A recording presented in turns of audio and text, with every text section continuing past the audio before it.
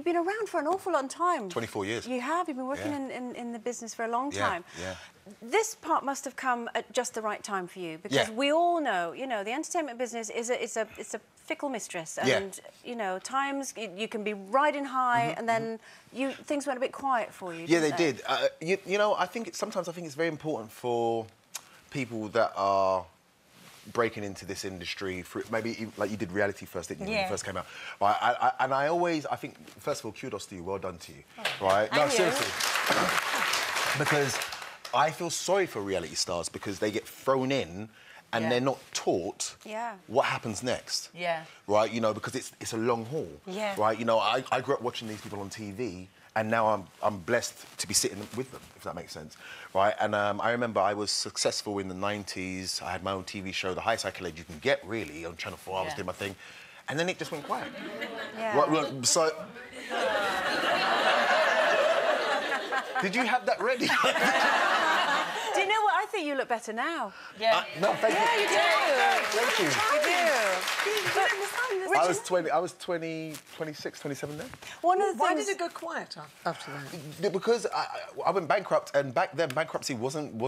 Now you go bankrupt and it's like, hey. Right, back then it was like you was blacklisted and nobody wanted to touch you. So, and I was one of the first people to go bankrupt in terms of in the scene. Yeah. And my phone just stopped working. No one wanted to use it. And do you think that you stayed grounded, or do you think maybe that you got a little bit big for your boots? I don't know. I'm just I think I believe the dream. I definitely. I mean, I was always a warm person, and people that know me know that I'm not arrogant at all, but I'm very confident. And driven.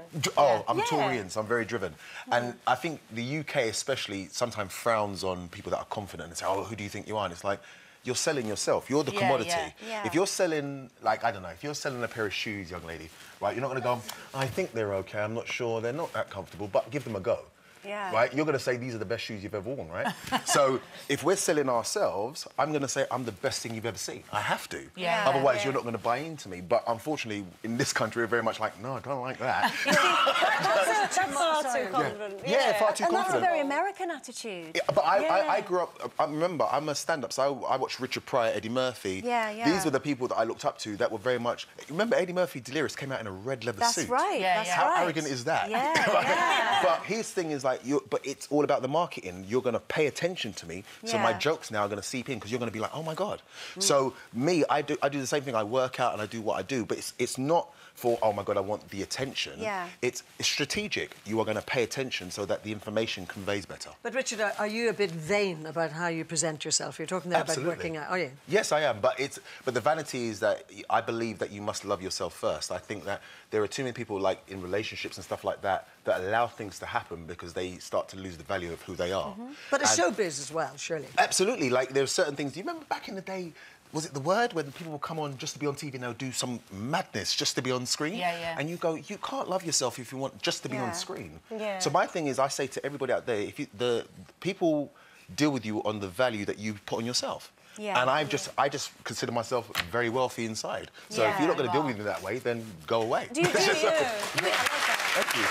You were one of the first, because we actually we got into telly about the same sort of time. Absolutely. Yeah. Absolutely. And you were sort of MTV, and you were one of the first sort of reality stars. And obviously they're everywhere now. And you look at the behaviour of the kids who are in the Big Brother house now, and you talk about loving yourself and having respect for yourself and this sort of thing. What would you say to... They're essentially the next generation to what your generation started. And I'm sure it's a different type of reality, I think, because you were in the competition to present and do all of that stuff, and I was in the competition to sing. So I think it's just a different type of we did reality. We did a show. She's got an amazing voice, by the way. You need to understand. Yeah. When we did the show, I love you. No. She came out there and she was singing, and I was like, wait a minute. All right, she's amazing. Yeah, no, it's the truth. Own it. But what would you say to them, just very quickly? I would listen. My thing is this. My mum used to say you're young for a short time and you're old for a long time. Yeah. So my thing is that you need to be able to look back and say, I don't regret nothing. And you can... I'm watching Big Brother right now, and I feel it for Ricky. Ricky's my friend in there. Yeah, he's coming across really well. And I know Ricky's looking at him like to say, you don't get it. In 5 years' time, you're going to look back and wonder why it is nobody wants to book you for nothing. Yeah. Right, you know? And you know what it's like. When you are famous and all of a sudden you are not famous... Yeah. That is the tough one. Yeah. Do you find it embarrassing what they're actually doing live on TV? I'm embarrassed. I mean, remember, TV's not going to stop them because it's good for ratings. So they're going to let them continue to be a fool, make a fool of themselves. One girl's got a boyfriend at home and yet she's doing something in the shower with somebody else.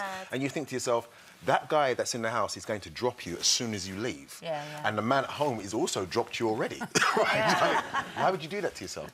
We get some pretty fabulous guests here on Loose Women. There's plenty more where that came from. Just click here to watch more interviews with a whole range of famous faces. And click here to subscribe.